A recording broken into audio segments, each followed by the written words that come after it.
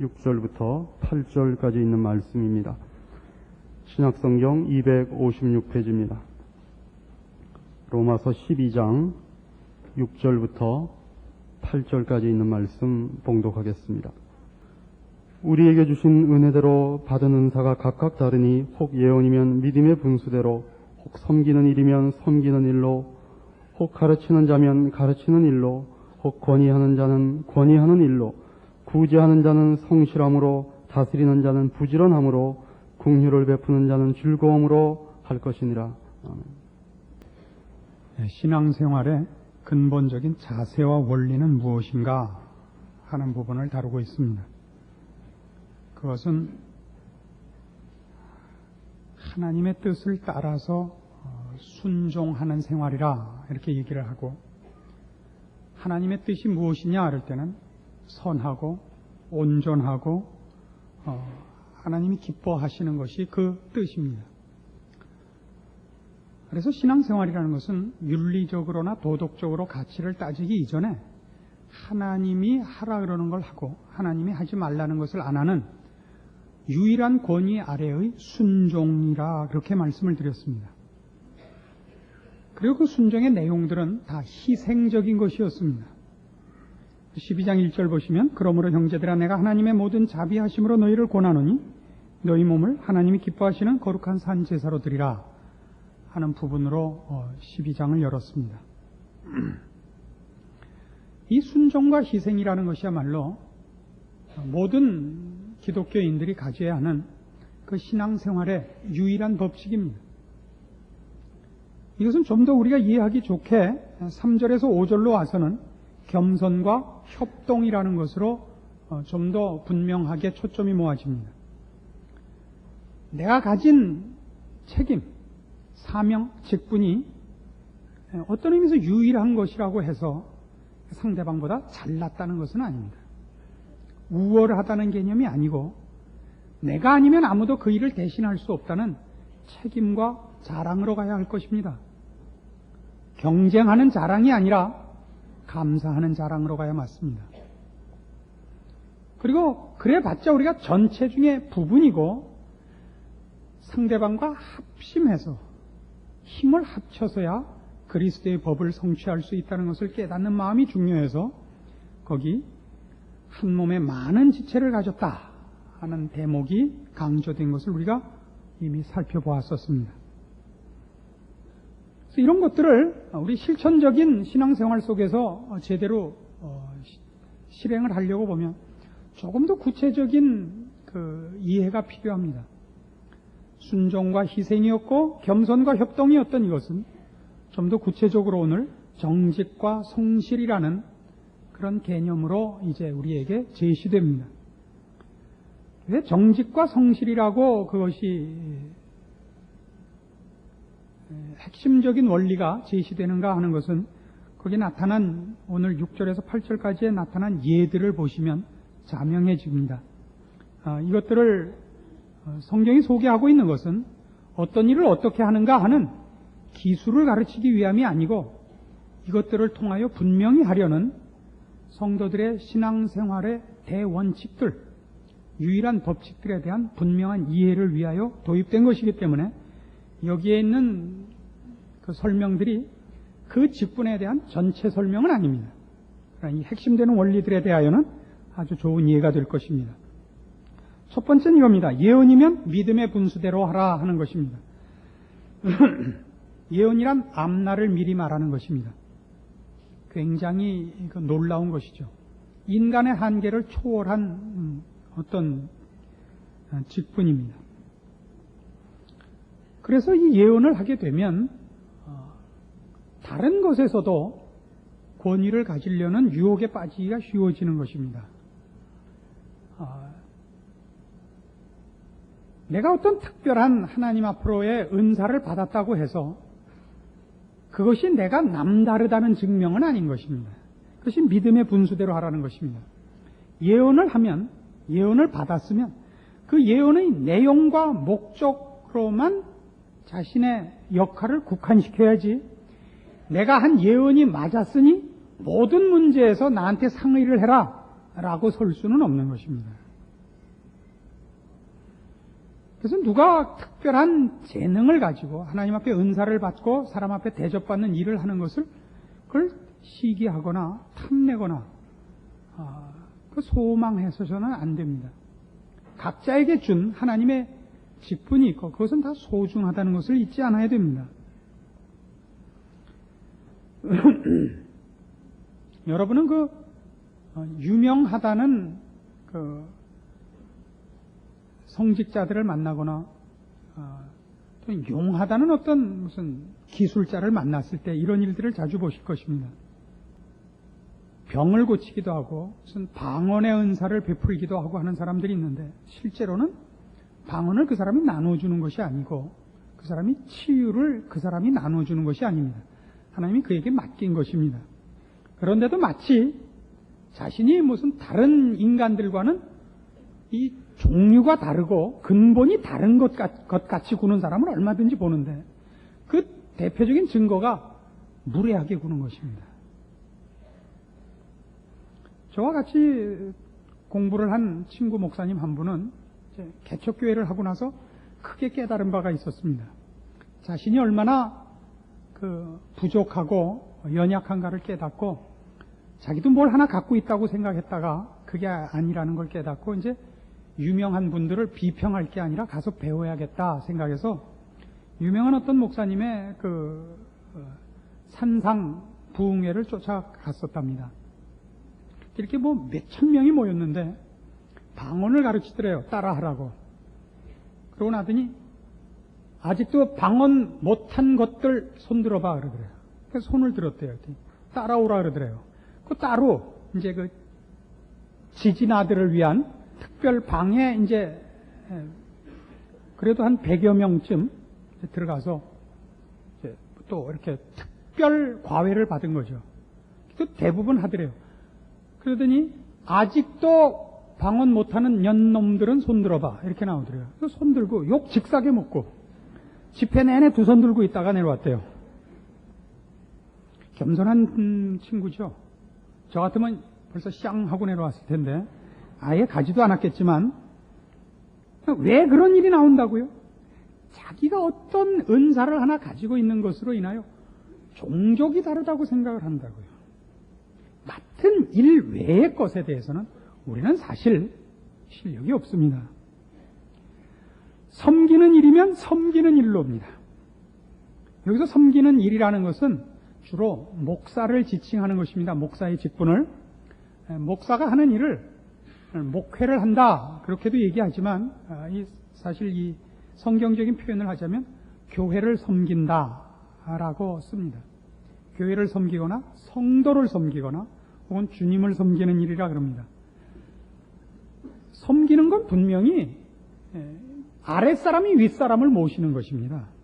그러니까 목사가 뭐냐 그러면 우리가 세상적으로 얘기할 때 공무원을 국민의 공복이라 그러듯이 목사는 분명히 성도들의 공복입니다.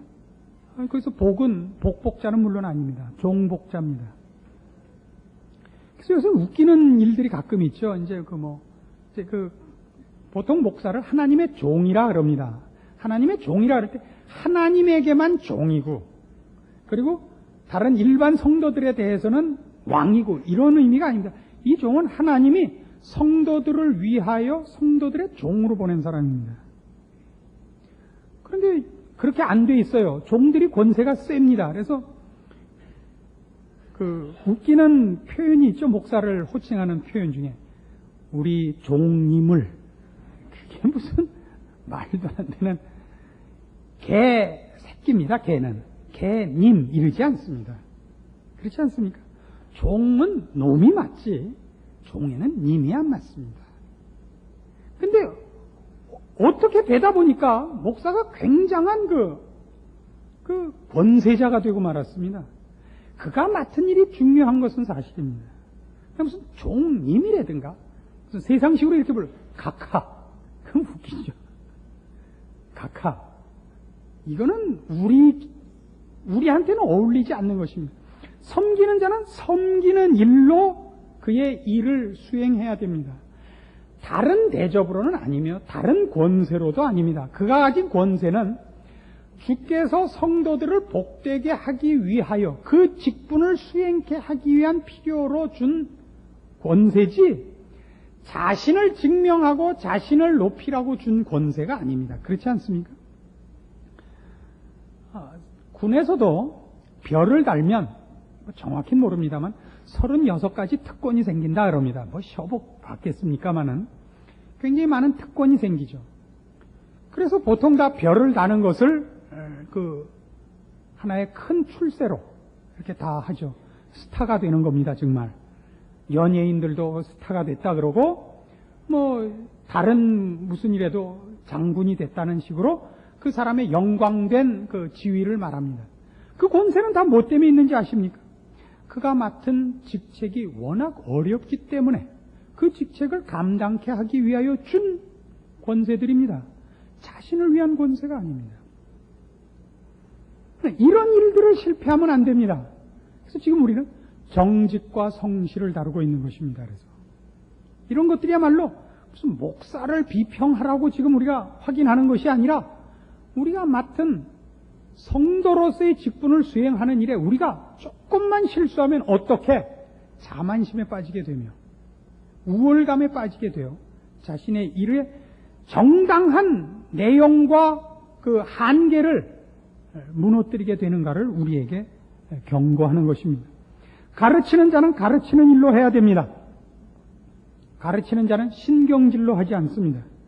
가르치는 자가 신경질로 한다는 건 무슨 뜻이냐면 보통 아는 사람이 모르는 사람을 가르칩니다. 그래서 가르치는 사람이 모르는 사람이 깨우닫는 시간까지를 보통 못 기다리고 신경질을 부리는 법입니다. 대표적인 예가 뭐죠? 운전 교육시키는 남편.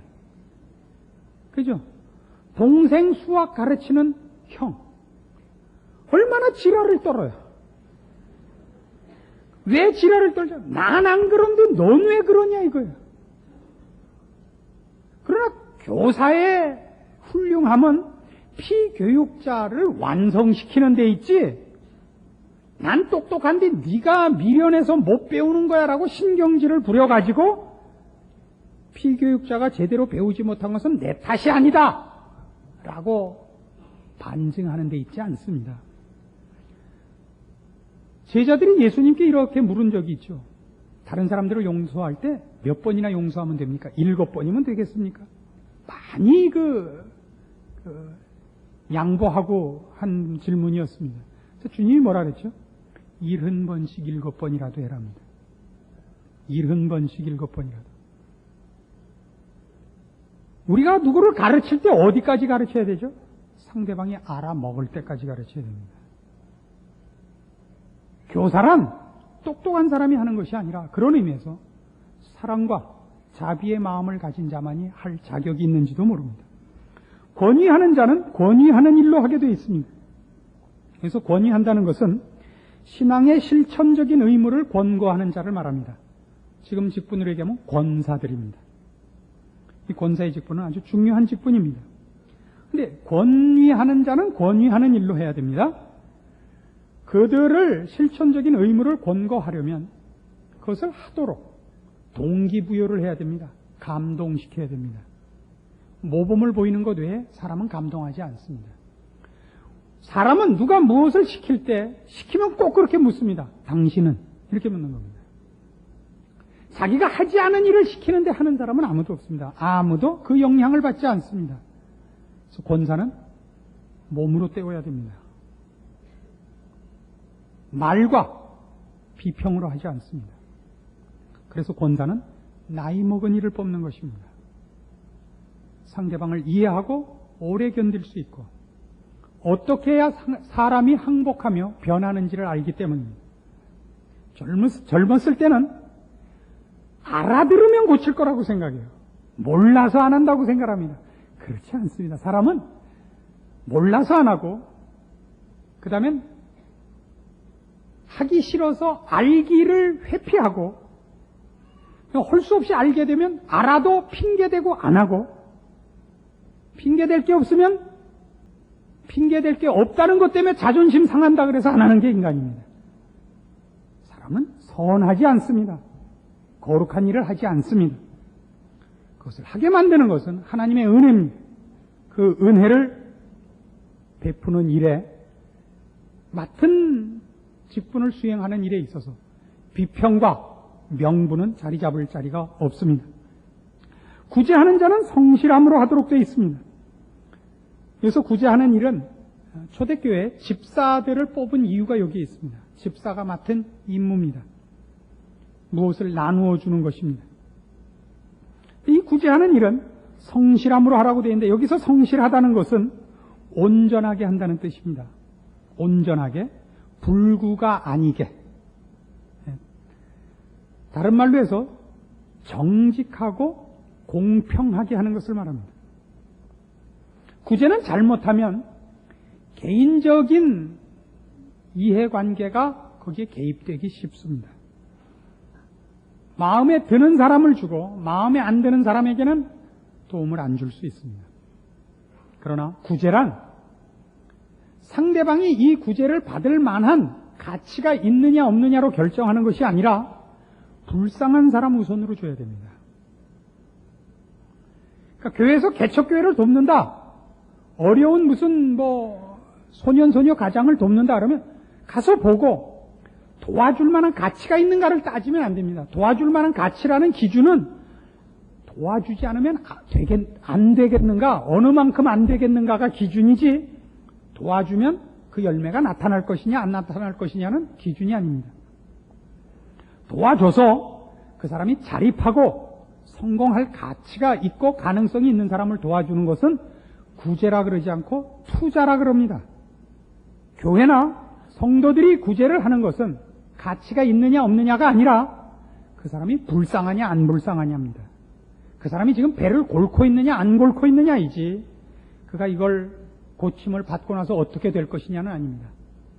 세상에도 그렇습니다. 적십자사의 정신이 뭡니까?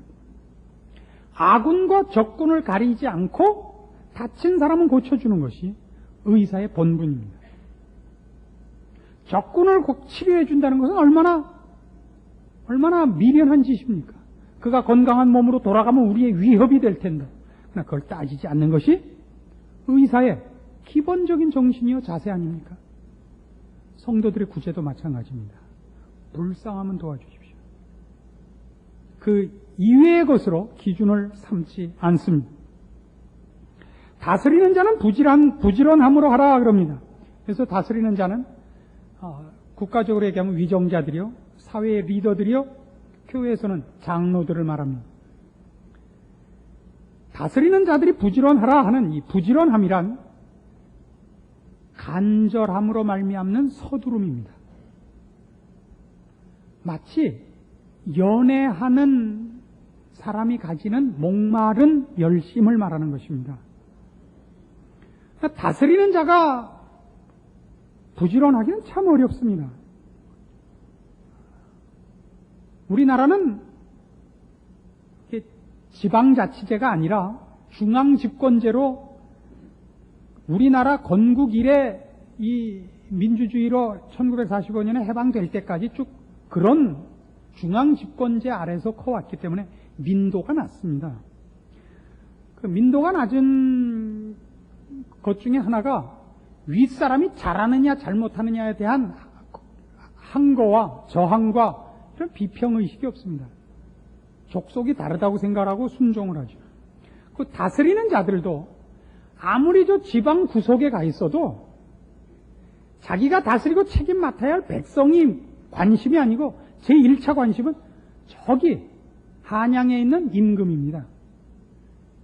그래서 송강의 삼위인곡이라든가 누구의 시든지 다 님향한 일편단심입니다. 그래서 저 벽천에 가서도 오늘 아침 상감마마께서 뭘 드셨는지, 무슨 말씀을 하셨는지 여기에만 관심이 있고 백성 돌보는 데는 관심이 없습니다. 그래서 이쪽에만 잘 보이면 되고 원래 잘해줘야 되는 자기가 책임 맡아야 할 백성들한테는 도무지 관심이 없습니다. 그 지금의 우리나라 정치도 똑같습니다. 이 왼수들이 당의 실권자한테 어떻게 잘 보이느냐만 관심이지 국민을 안 무서워합니다. 왜요? 이게 완전히 허수아비거든요. 잘 보이나 마나요? 몰라요. 자기네들의 권리를 어떻게 지켜야 되는지 모르거든요. 그래서 이 가끔 뉴스 시간 같은데 무슨 당권자들 이렇게 나온 거 보면 가관이잖아요. 그 국민 앞에 서는 걸 전혀 두려워하지 않습니다. 자기네 줄 서는 것만 더 관심을 가지고, 이거 뭐 이상한 데로 가서 죄송합니다만. 그래서 어떻게 되느냐면 자기가 책임 맡은 대상들에 대해서 거드럭거립니다. 우리나라는 공무원들이 거드럭거리죠. 도장 쥐고 있는 놈들이 너무 뻣뻣하게 굴어요. 뭐 세상 얘기는 그만둡시다. 그거 하려고 이거 한 거 아닙니까? 그래서 어떤 문제가 생겨서요, 장로들이 뻣뻣해요. 어느 교회를 가든지. 왜 장로가 되면 목에 힘을 주고 걸음걸이도 달라지는 이유를 모르겠어요. 여러분, 목사가 되면 목사들 목소리가 달라지는 거 아시죠? 이상하게 약장수 목소리가 되죠. 무슨 다른 태를 내는 거예요. 옛날에 그런 얘기도 있었어요. 이 벌써 신앙이 좋은 목사는 심장 가까이 성경을 갖고 다니는데 지랄하고 자빠졌죠. 성경에 아무렇게나 들고 다니면 어때요? 바른 말을 해야죠. 입은 삐뚤어져도. 근데 밤낮 이런 거 하고 거룩 떨다가 망한 거 아니에요? 안 그래요? 다스리는 자는 부지런함으로 자기가 맡은 일을 위하여 성도들이 지금 어떤 상태에 있는가, 교회가 어떻게 해야겠는가, 이거를 연애하는 자들이 가지는 목마름으로 찾아다녀야 된다고요. 둘은 다 안 해. 도장 가진 자가 거드럭거리고 찾아오고 애걸복걸 해야 돼요. 그래야 큰 소리치고 한번 도장 찍는 이런 버릇이 됐어요. 국가 전체의 분위기입니다. 마찬가지예요. 이런 일은 여러분이 구제를 하거나 봉사를 하는 모든 일에 적용되는 얘기들입니다. 이래서 뭐 혹시 우리 목사님이 개인적으로 장로님들하고 뭐 좀 할 말씀이 있었고 이렇게 오해하는 미난 사람은 없을 줄로 압니다. 그런 일이 있으면 이런 설교 못합니다. 우리 교회는 참 다행히 그런 일이 없습니다. 있는데 제가 눈치를 못 채는지는 모르지만 하여튼 우리 교회는 다행입니다. 그러나 앞으로 안 생긴다는 보장은 없습니다. 왜요? 우리가 영향받는 것은 우리 교회 안에서보다 사회에서 더 많이 영향을 받으니까 앞으로 여러분들 다 장로가 되셔야 하고, 장로 되신 분들도 자꾸 원로가 되어 가시는데 남는 건 거드럭거리는 것만 남으면 참 난감합니다. 그래서 오늘 이렇게 지나가는 길에 분명하게 못을 박아놓고 갑시다. 긍휼을 베푸는 자는 즐거움으로 하라 그럽니다. 긍휼을 베푸는 자라는 것은 아까 굳이 하는 일과 달리 어렵거나 무슨 불구나 병약자들을 돌보는, 몸으로 돌보는 임무를 맡은 자들을 말합니다. 즐거움으로 하라 그럽니다. 이 즐거움으로 하라는 이 내용을 가장 잘 이해할 예를 들자면 의사와 간호사들입니다. 병원 가보십시오. 왜들 그렇게 으르딱딱거리는지 이해를 할 수가 없죠. 내 돈 주고 가서 치료받는데 왜 이렇게 지랄해요? 우리가 안 가면 지들이 월급을 못 받는데. 아무도 친절하지 않습니다. 물론 경무에 시달려서 그렇습니다. 그러니까 적어도 예수 믿는 의사와 간호사만은 좀 다르십시오. 이 모든 일들은 다 우리가 지금 살펴보는 바와 같이 정직과 성실에 관한 것들의 공통적인 근거 원리입니다. 우리는 우리가 맡은 일로 우리를 증명하지 않으며 대접받으려고 이 일을 하지 않습니다. 이 모든 일에 대표적인 실수를 하는 사람이 아마 목사일 것입니다. 목사들만큼 자기가 하는 역할과 받아야 하는 대접에 대해서 오해하는 사람도 드물 겁니다. 왜요? 목사는 종으로 와 있고 여기 나타난 이 모든 일들을 어쨌든 다 관계하고 있는 사람인데 자기가 종으로 남을 위하여 희생하려는 생각은 없고 그렇게 대접받으려는 생각에 빠져 있는지 모릅니다. 그건 우리 인간이 갖는 죄성 탓일 겁니다. 그래서 이 대접받는 일에 익숙한 직업 3가지가 있습니다. 다 사자 돌림인데요. 목사, 검사, 의사. 너무 검사나 의사 선생님들 너무 승질내지 마십시오. 목사도 제가 집어넣었으니까 공평하게 묵사발이 됩시다 오늘. 이 세 직업은 왜 다 그런 나쁜 버릇이 생길 가능성이 생기느냐면 언제나 사람을 대등한 관계에서 만나지 않기 때문입니다. 의사들은 환자와 만납니다. 그래서 애걸복걸 할 때 만나기 때문에 그 대등한 인간관계에 대한 훈련이 부족할 것이고, 검사도 죄인과 만나니까 늘 범법자와 만나기 때문에 늘 윗자리에 앉아서 만나서 나쁠 수밖에 없습니다. 목사도 그렇습니다. 영적인 상태에서 늘 어느 성도들이나 다 신앙적인 차원에서 나 이만하면 됐다 이런 마음을 가지는 이들은 없거든요. 다 부족하다고 느끼니까 목사 앞에 오면 괜히 죄인인 것 같이 떠받들어서 목사가 기고만장하게 돼 있습니다. 저만큼 신앙이 좋아도 가끔 오해를 하는데 다른 이들이야 오죽하겠습니까? 그래서 이 세 사람들의 그 잘못, 특별히 이제 목사를 꼬집는 것입니다만은 대접받기만 하고 자기가 하는 일을 이해 못하는 사람을 꼬집는 유명한 우화가 하나 있습니다. 목사와 검사와 의사가 셋이 기생집에 술을 먹으러 갔답니다. 하루는. 글쎄 우화라고요. 또 나가서 우리 목사님 술집 기생집 갔다 또 그런다니까요. 셋이 기생집 가서 술을 밤새 먹었고 많이 먹었답니다. 누가 술값을 냈겠습니까? 목사와 의사와 검사 셋 중에 누가 술값을 냈겠습니까? 기생이 냈다는 겁니다.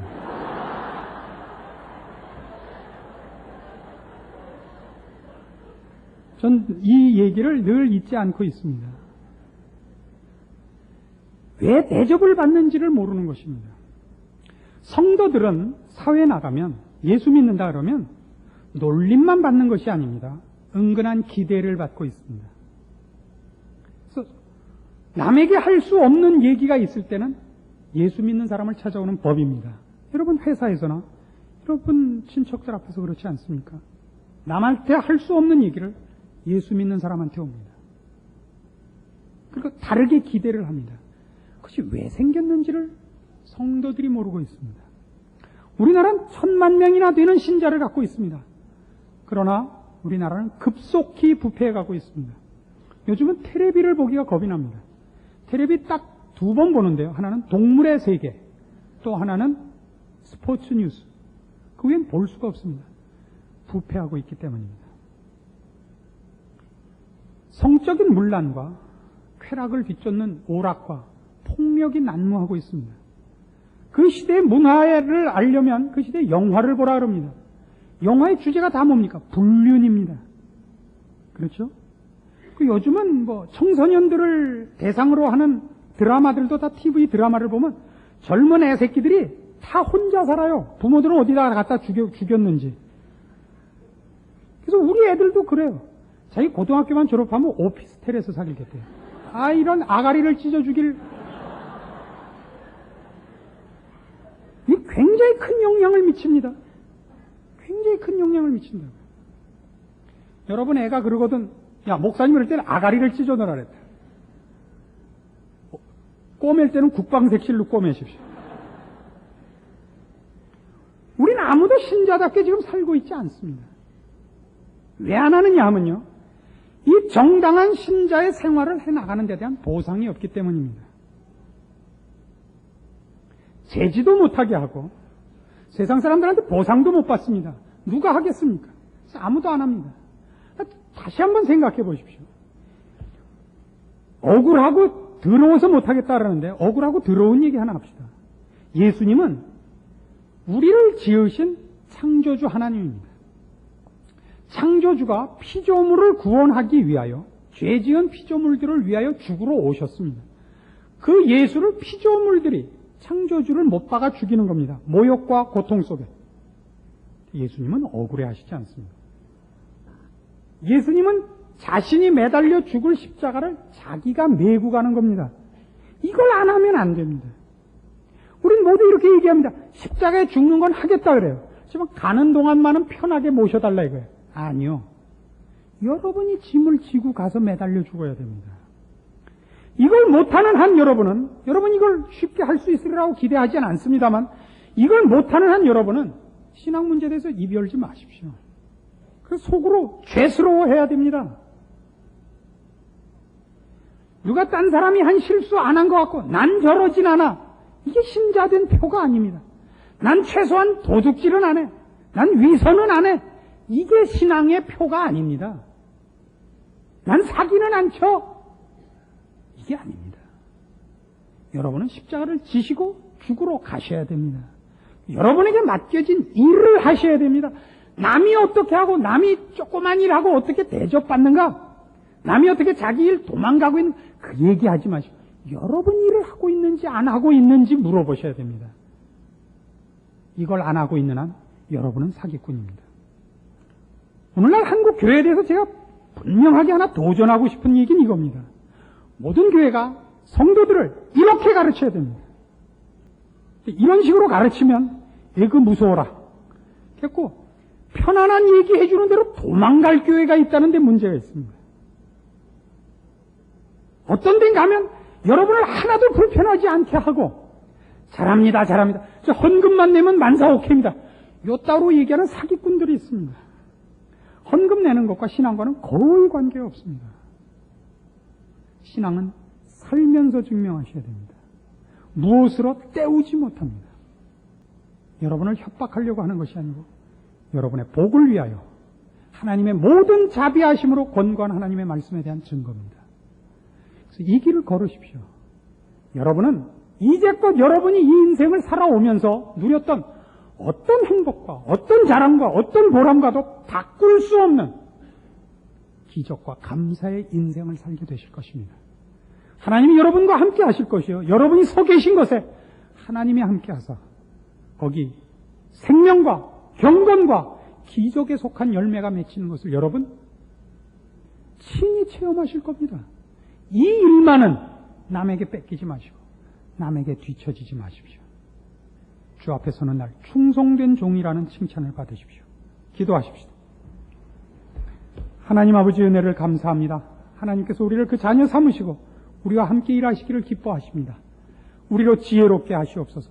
하나님이 우리와 함께 하시는 기쁨을 누리게 하사 우리로 미련과 게으름을 박차고 주의 사람으로 이제 남은 여생 충성하게 하시고 겸손하게 하시고 인내하게 하시고 정직과 성실과 인내와 사랑으로 주의 편에 서게 하시옵소서.